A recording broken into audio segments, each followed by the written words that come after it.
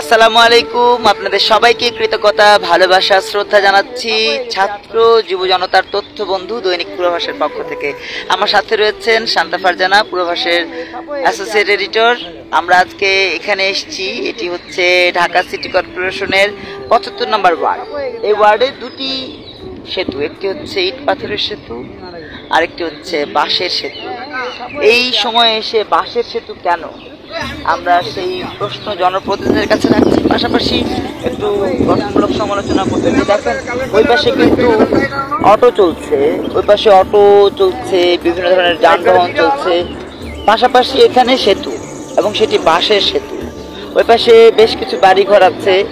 আমি যতদূর জানি ওই এলাকাটাতে একটা বড় অর্থনৈতিক অঞ্চল রয়েছে, যেখানে চাষাবাদ হয়, ধান চাষাবাদ হয়, বিভিন্ন ফল চাষাবাদ হয়। আপনারা দেখতে পাচ্ছেন গাছগাছালি আছে, আমের গাছ। এখানে কিন্তু প্রচুর আম দেখা যাচ্ছে।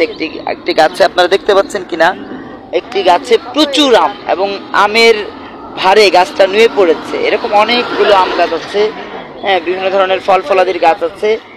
আবার ওই পাশে গেলেই তাকালে দেখবেন বনশ্রী, রামপুরার যে বনশ্রী বড় বড় দালানগুলো উকি দিচ্ছে।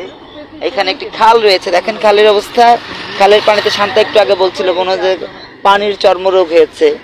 তো এই সিটি কর্পোরেশনের ভেতরে এমন একটা অদ্ভুত পরিস্থিতি কেন, এরকম বৈষম্য কেন, সেই প্রশ্নের উত্তর আমরা যেভাবে খুঁজতে চাই, পাশাপাশি একটু আলোচনা করতে চাই। কথা শুনবো শান্তা ফারজানার কাছে। আসসালামু আলাইকুম, আশা করি সবাই ভালো আছেন।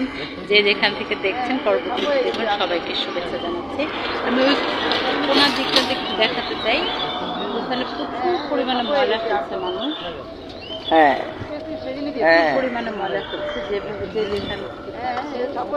আসলে আমরা যতই বলি স্মার্ট, সত্যিকার অর্থে কিন্তু তারপরে দেখতে পাচ্ছি ময়লা ফেলছে। নিষ্কাশন ব্যবস্থা সঠিকভাবে না হলে, ময়লা আবর্জনা নির্দিষ্ট স্থানে না ফেললে পরিবেশ দূষিত হবে। আবার এই ৭৫ নম্বর ওয়ার্ডে দেখেন প্রচুর গাছ, এখানে কিন্তু গরম খুব কম। আমরা স্মার্ট নিজেদেরকে দাবি করতে করতে গাছ কেটে ফেলছি, নাল জমি ভরাট করে করে আমরা ঘরবাড়ি তুলছি। এটা কিন্তু কোনো সমাধান। গাছ কেটে স্মার্ট হওয়া যায় না। স্মার্ট হতে হলে গাছ লাগাতে হবে। আপনারা যেই এসিটা আপনার বাসায় লাগাবেন, সেই এসির টাকা দিয়ে আপনারা বরঞ্চ গাছ লাগান। আপনিও ভালো থাকবেন, আপনার পরবর্তী প্রজন্ম ভালো থাকবে। আমরা বলতে চাই, প্রকৃতির সাথে বেঁচে থাকাই সবচেয়ে আনন্দের। এই সবুজ জীবনের থেকে বড় কিছু হয় না। দেখেন এত সুন্দর একটা খাল, অথচ খালের ভিতরে ময়লা ফেলতে খালের অবস্থা। অর্থাৎ আমাদের পরিবেশ বাঁচাতে হবে সবার আগে, তাহলে আমরা প্রকৃতির সাথে। জি, ধন্যবাদ। শান্তা ফারজানার কথা শুনছিলাম। আসলে সত্যিকার অর্থেই যদি আমরা এই বিষয়গুলোর বিবেচনা করি, সেক্ষেত্রে কিন্তু সমাধানগুলো করা সম্ভব। আমরা আশা করব সমাধানের জন্য রাষ্ট্রীয়ভাবে পদক্ষেপ হবে। বিশেষ করে সিটি কর্পোরেশন, আপনারা জানেন যে আমাদের মেয়র ব্যারিস্টার তাপর, তিনি কিন্তু অনেক বড় বড় ডায়ালগ দেন, কারণ তিনি তো কখনো কষ্ট দেখেননি। সোনার চামচ মুখে নিয়ে জন্ম নিয়েছেন। এখন সোনার চামচ মুখে নেওয়া মানুষদের ব্যাংক হয়, বড় বড় বাড়ি হয়, ফ্ল্যাট হয়, একরের পর একর সম্পত্তি হয়, রাজবংশের উত্তরাধিকার হিসেবে তাদের পরিচিতি হয়। আজকে তারা রাজবংশের উত্তরসূরি। এই জন্য বলছি উত্তরাধিকার, এই জন্য বলছি যে আমরা কিন্তু একটি পরিবারতন্ত্রের দিকে চলে যাচ্ছি প্রতিনিয়ত। সেটি কেউ খেয়াল করুক বা না খেয়াল করুক, কেউ বিশ্বাস করুক বা না করুক, এটি সত্য কথা যে আমরা একটা পরিবারতন্ত্রের দ্বারা পরিচালিত হচ্ছি। আরেকটি পরিবারতন্ত্র ক্ষমতায় আসতে চাইছে। তারা ক্ষমতায় আসতে পারুক বা না পারুক, আমরা কিন্তু একটি পরিবারতন্ত্রের যাত্রাকলে ইতিমধ্যেই একেবারে অবরুদ্ধ হয়ে আছি। এই অবরুদ্ধ পরিস্থিতিতে আমরা সাধারণ মানুষরা যদি ঐক্যবদ্ধ না হই, আজকে টিকটক বলেন, ফেসবুক বলেন, টুইটার বলেন, জিমেইল বলেন, জিমেইল প্লাস বলেন, আমাদের অন্যান্য যত মাধ্যম আছে, সব মাধ্যমের একটা মাত্র সূত্র হতে পারে, আর সেটি হচ্ছে সমাধান।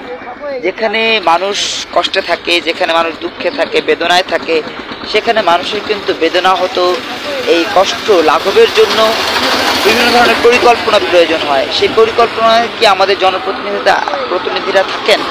তারা কি এইসব পরিকল্পনা করছেন যে আমাদের সাধারণ মানুষকে কষ্ট থেকে কিভাবে মুক্তি দেওয়া যায়, তাদের কষ্ট কিভাবে লাঘব করা যায়, সেসব নিয়ে কি তারা ভাবছেন? তাদের এই যে ভাবনার জায়গা, সেই জায়গাগুলোতে একটু টনক নড়ানোর জন্য আমি শান্তা ফারজানা আমরা কিন্তু প্রতিনিয়ত প্রচেষ্টা করে যাচ্ছি। যে কারণে যেখানেই কোনো অন্যায় দেখি, যেখানেই কোনো অসঙ্গতি দেখি, দুর্নীতি দেখি, আমরা কিন্তু কথা বলি। আমাদের এই কথা বলার যেই চেষ্টা, যে প্রচেষ্টা, প্রতিটিতে রয়েছে দেশপ্রেম, মানবপ্রেম, এবং আমরা প্রত্যাশা করি জনগণের কল্যাণের জন্য যারা নিবেদিত থাকে তারা কখনোই কোথাও কোনো প্রতিবন্ধকতাকে নিজের বাধা মনে করে না। সকল প্রতিবন্ধকতা, সকল বাধাকে তারা মারিয়ে যায়।